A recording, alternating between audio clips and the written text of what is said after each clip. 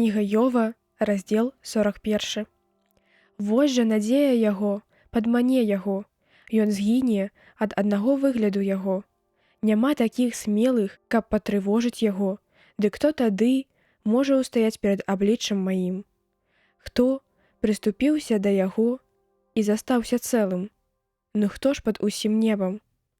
Не буду маўчаць пра члены яго і раскажу пра сілу і прыгажосць іх, хто адхіне верх адзення яго, і хто падойдзе да падвойчых сківіц яго. Хто ачыніць браму аблічча яго, навокал зубоў яго жах. Цела яго, як літыя шчыты, скрэпленыя краменнай пячаткай. Адзін з адным злучаюцца, нават паветра праз іх не пройдзе. Адзін да аднаго шчыльна прылягае і трымаюцца моцна, што не разлучацца. Як чхне ён, святло бліснае, а вочы ў яго, як павекі зараніцы. З пашчы яго выходзіць полымя, быццам іскры агню вылятаюць. З ноздраў яго выходзіць дым, як з гаршка нагрэтага і кіпячага.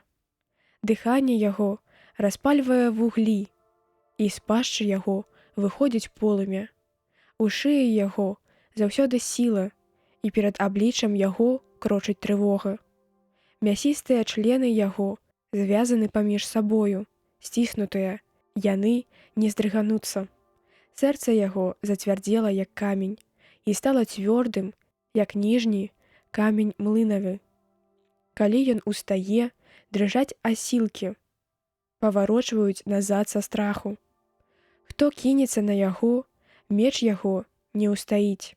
Ані дзіда, ані страла, ані панцыр, бо жалеза лічыць ён за салому, а медзь за гнілое дрэва.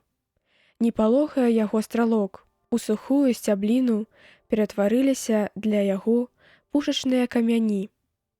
Доўбня яму, як салома, і смяецца ён з посвісту шаблі.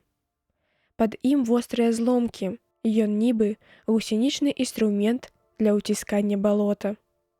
Ён глыбіню вод кіпяціць, як кацёл, і мора ператварае ў гаршчок намашчэнняў. За сабой пакідае светлую сцежку, і бездань будзе здавацца сівізною. Няма на зямлі сілы, якая прыраўнілася б да яго.